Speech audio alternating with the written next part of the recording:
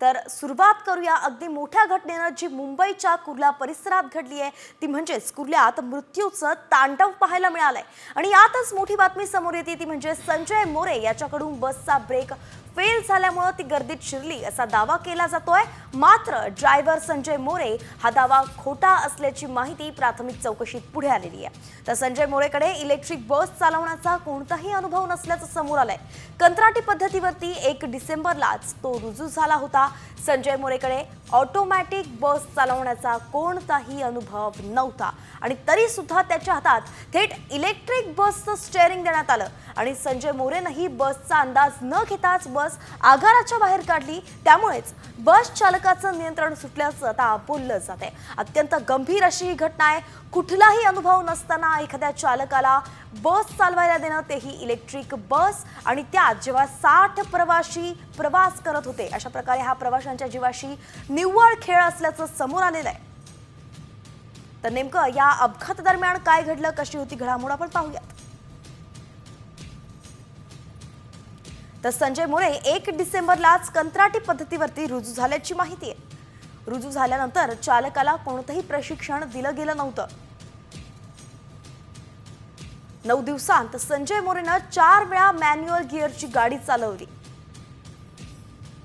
तर 9 तारखेला दुपारी 2 वाजता संजय मोरे ड्युटीवरती हजर झाला। 9 डिसेंबरला 4 वाजता मॅन्युअल बस घेऊन तो रवाना झाला। मॅन्युअल गिअरची बस घेऊन पुन्हा कुर्ला डेपोत आला।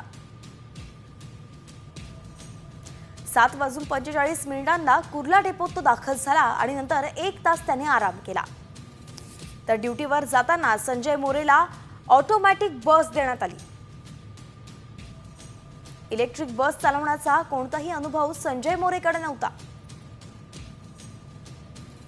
बस चालवण्याचं प्रशिक्षण नसतानाही त्याने बस आगाराच्या बाहेर काढली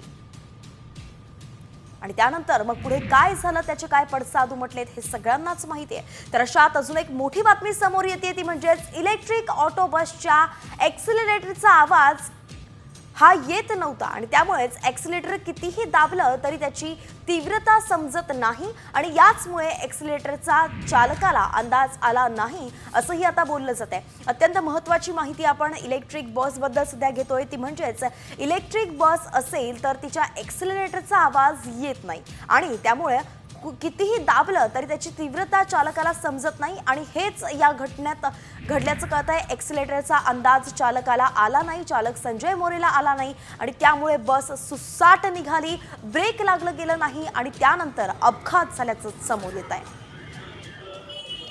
एकंदरीतच कुर्ल्यात जे मृत्यूचं तांडव झालं त्याचं कारण इलेक्ट्रिक बस चालकाला चालवता येत नसल्याचंच कळतंय आणि त्यामुळं त्याला कुठलंही प्रशिक्षण न देता डेपोतून त्याने बस बाहेर काढली, त्यामुळे हा अपघात झाल्याचीच माहिती मिळतेय।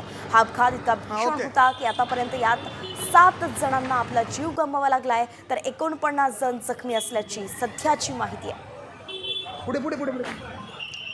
अनेक प्रश्न या अपघातातून समोर येत आहेत ते म्हणजेच कुठलाही अनुभव नसताना संजय मोरे याला ड्रायव्हर म्हणून कसं बेस्टनं रुजू केलं आणि रुजू केल्यानंतर थेट त्याच्या हातात इलेक्ट्रिक बस कशी दिली। जो काही काल अपघात झालेला आहे त्याची तांत्रिक तपासणी करण्याचं काम चालू आहे। आमचे अधिकारीही इथे आहेत, बेसचे ऑफिसर्स आहेत आणि ओलेक्ट्रा जी कंपनी आहे बस मॅन्युफॅक्चरर त्यांची सर्व्हिस मॅनेजर वगैरे इकडे आलेले आहेत। त्यांचा एकत्रित जो काही अहवाल प्राप्त होईल आमचा सर्वांचा, त्याच्यानुसार जो काही निष्कर्ष असेल तो काढला जाईल आणि आमच्या वरिष्ठ कार्यालयास कळवला जाईल।